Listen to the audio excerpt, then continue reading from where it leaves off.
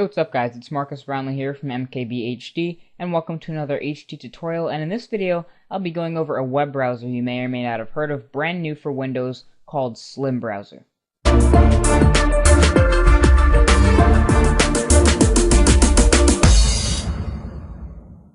So SlimBrowser, as you heard me say before, is a brand new web browser for Windows that really allows for a very light and, as you can tell by the name, a very slim web browsing experience. Now, it does happen to be based off of Internet Explorer, so I'm going to give you guys a basic rundown of this internet browser.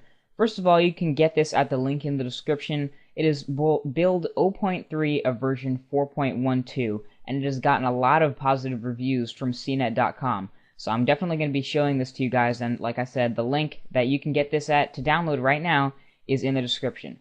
So anyway, I'm going to open up the browser itself here. This is the shortcut on my desktop. If I just go ahead and double click it, you'll see the speed at which it opens up. First, pretty much for a cold boot, is the slowest boot. Then once we maximize it, you can tell it's going to have to be pretty much, a cold boot is going to be the slowest boot. Then every time from then on out, it's going to be pretty quick. But that's the first time I've booted this browser today. So if we just go ahead and take a tour around it here, you'll notice it is definitely based off of Internet Explorer, like I said. However, Internet Explorer, as we all know, is a pretty bad web browser. However, if we just go ahead and test a few page loads here, such as YouTube.com, and I'm actually signed in because of the auto remember that I've selected, it does open really quickly. So I just go ahead and go to the My Subscriptions, which actually does tend to take a while. It's pretty quick and it works very quickly. Now if I go back up here to the top, you have a toolbar called My Search. This is a toolbar that is built into the browser, and as we can go down here, we can search different categories of things. So we can search our built-in calendar, we can search news, movies, sports, TV, weather, etc. So if I search TV, it'll automatically redirect me to the built-in My Search TV searching website. So it's a it's a fully functional browser in the first place, and it does seem like a watered-down version of something like Firefox or Internet Explorer, but it does have a lot of features built in that you normally wouldn't expect. So back to the YouTube tab, you'll also notice you can right-click on a tab in this second column here, and you'll have a number of options for things that you can do with this tab. You can close it, or you can right-click on a tab and duplicate it, which is basically opening the exact same tab twice. You can also right-click on one and hide it, lock it to prevent it from closing. You can add it to a group, or basically a favorite. You can close all tabs, or you can close all but current tab, which is actually one of my favorite features. Also, you can add this into whitelist, into blacklist, and a number of other things that you would really have to get to use this browser for a while to know the name of. And also there's a built-in auto refresh feature.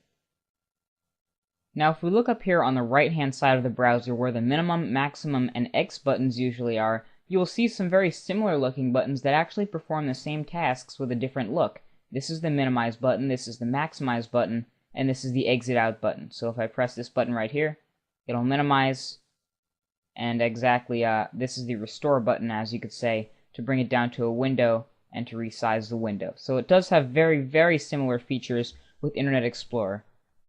So the last really unique feature about this web page is the toolbar up here at the other side, the top left-hand corner. So if we go ahead and hit the File button, File, Edit, and View are really very standard features that you'll probably also see in any other web browser. Favorites are slightly different in this web browser, but not really notable. If we go to Language, this is something that's actually quite convenient. If you happen to be on a Spanish or a French website and you speak English, you can hit Control-T and the built-in web browser add-on will just go ahead and translate that page into English for you. You can also use Babelfish translation or Google Translation. I think that's a very convenient feature, and it's nice that they built that in. Next is Groups. It's very similar to Favorites, however you have a different method of organizing your groups. You can save different groups and different types of groups, and basically it's a very efficient way of organizing your bookmarks. Also, auto login is directly in the toolbar as well, so you can control different ways that you auto log into pages. As you saw before, I auto logged into Google and YouTube, and they worked flawlessly. Tools is in any other YouTube or any other web browser. As you can see, you can set this as your default browser. You can use your email settings or your filters and set all these different internet options, and as well as your autofill options as well in Tools. Last but not least, there are Windows and Help, which are also quite normal. options for any other web browser. So as you guys can see, it's a very clean, very quick web browser. It's going to import your bookmarks directly from Internet Explorer, so if you have any saved, like I said, there'll definitely be killer loading times, and you'll pretty much have the optimal web browser for your PC if you're looking for something lightweight. So this has been Marcus Brownlee from MKBHD, and thank you for watching this tutorial on FlashPeak SlimBrowser. I hope you enjoyed, and maybe you'll be inspired to check out the browser yourself. And that has basically been it, so thank you for watching this tutorial, and I'll catch you guys in the next video. Peace.